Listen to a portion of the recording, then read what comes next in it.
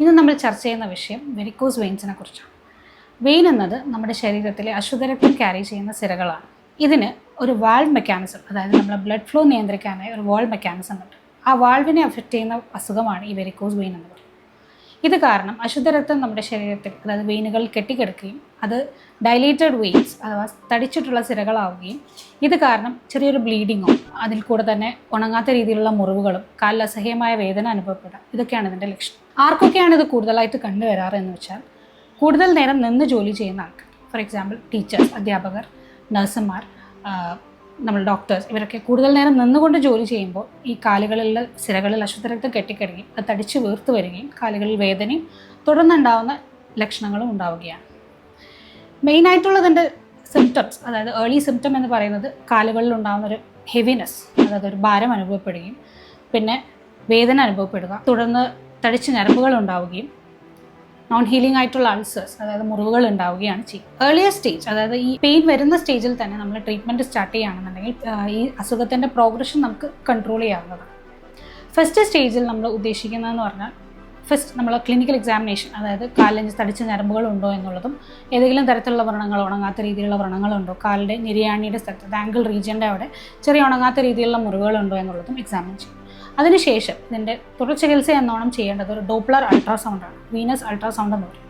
ആ അൾട്രാസൗണ്ടിൽ നമുക്ക് മനസ്സിലാവാം നമുക്ക് എത്രത്തോളം ഞരമ്പുകൾക്ക് തടിപ്പുണ്ടെന്നുള്ളതും ഞരമ്പുകളിൽ എവിടെയൊക്കെ വാൾവിന് തകരാറുകളുണ്ടെന്നും നമ്മുടെ മുകൾ, അതായത് തുടഭാഗങ്ങളിലെ തൊട്ട് പ്രശ്നങ്ങളുണ്ടോ എന്നുള്ളതും അറിയാൻ പറ്റും. ഇങ്ങനെയുള്ള ഡോപ്ലർ അൾട്രാസൗണ്ടിന് ശേഷം മുൻകാലങ്ങളിൽ ചെയ്തു വരുന്ന തുറന്നിട്ടുള്ള ശസ്ത്രക്രിയകൾക്ക് പകരം ചെറിയ ചെറിയ രീതിയിലുള്ള, അതായത് നൂതന ചികിത്സാ രീതികളായിട്ടുള്ള തെർമൽ അബ്ലേഷൻ, അതായത് നമ്മൾ ഈ അശുദ്ധരക്തം കെട്ടിപ്പോകുന്ന ഞരമ്പുകളിലുള്ള ബ്ലഡ് ഫ്ലോ ഒഴിവാക്കുക എന്നുള്ളതാണ് ചികിത്സാ രീതി. അതിനുവേണ്ടി തെർമൽ അബ്ലേഷൻ പ്രൊസീജിയേഴ്സ് ആയിട്ടുള്ള laser ablation, radio frequency ablation, ഇതൊക്കെയാണ് നമ്മൾ യൂസ് ചെയ്യുന്നത്. ഇതിൽ നമ്മൾ ചെറിയൊരു മുറിവുകളിലൂടെ ഒരു ഗൈഡ് വയർ, അതായത് ഒരു കാനുലേഷൻ ചെയ്ത് നമ്മൾ ഗൈഡ് വയർ ഉള്ളിൽ കയറ്റി അപ്പോൾ അസുഖം ബാധിച്ചിട്ടുള്ള ഞരമ്പുകളെ കരിച്ചു കളയുകയാണ് ചെയ്യുക.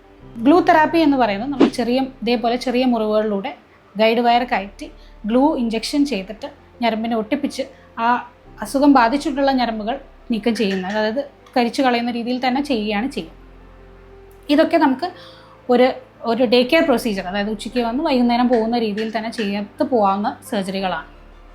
ഇതിൻ്റെ കൂടെ തന്നെ നമുക്ക് ഇഞ്ചെക്ഷൻ സ്ക്ലീറോതെറാപ്പി അല്ലെങ്കിൽ ഫോം സ്ക്ലീറോതെറാപ്പി, ഞാൻ നേരത്തെ പറഞ്ഞ ഏർലി സ്റ്റേജുകൾ, അതായത് ചെറിയ ചെറിയ ഞരമ്പുകളുടെ വലിപ്പം കൂടുതൽ, അതായത് ചുരുണ്ട് കിടക്കുന്ന ഞരമ്പുകൾ മാത്രമാണെന്നും കൂടുതൽ വേദനയുണ്ടെന്നുള്ളൊരവസ്ഥ മാത്രമാണെന്നുണ്ടെങ്കിൽ നമുക്ക് ഇഞ്ചെക്ഷൻ സ്ക്ലീറോതെറാപ്പി അല്ലെങ്കിൽ ഫോം സ്ക്ലീറോതെറാപ്പി ഉപയോഗിച്ച് ചികിത്സ ചെയ്യാവുന്നതാണ്. ഇതിൻ്റെ കൂടെ തന്നെ ലേറ്റ് സ്റ്റേജുകൾ, അതായത് വല്ലാത്ത രീതിയിലുള്ള തടിച്ച ഞരമ്പുകളാണെന്നും ചെറിയ ചെറിയ മുറിവുകളിലൂടെ നമുക്ക് ഹുക്ക് ഫ്ലബെക്ടമി എന്ന് പറയുന്നത് ചെറിയ ചെറിയ മുറിവുകളിലൂടെ ആ അസുഖം ബാധിച്ച ഞരമ്പുകളെ നീക്കം ചെയ്യുകയും മുന്നോട്ട് പേഷ്യൻസിന് ബെറ്റർ ആയിട്ടുള്ള ഒരു ലൈഫ് എടുക്കാൻ പറ്റുന്നതുമാണ്. ഉണങ്ങാത്ത മുറിവുകളും കാലിൽ അസഹ്യമായ വേദനയുമായി വരുന്ന രോഗിക്ക് ഒരു ദിവസത്തെ സർജറിക്ക് ശേഷം പെട്ടെന്ന് തന്നെ റൂട്ടീൻ ലൈഫിലേക്ക് തിരിച്ചു പോകാൻ പറ്റുകയും തുടർന്ന്, അതായത് നമ്മൾ ഈ ഓപ്പറേഷന് ശേഷം ഒരു 4 ആഴ്ച വരെ നമ്മളൊരു ക്രേപ്പ് ബാൻഡേജ് എന്നൊരു ബാൻഡേജ് മാത്രം ഇട്ട് രോഗിക്ക് സർജറി കഴിഞ്ഞ് കഴിഞ്ഞാൽ തന്നെ സ്വന്തം ജീവിതത്തിലേക്ക് തിരിച്ചു പോകാൻ പറ്റും.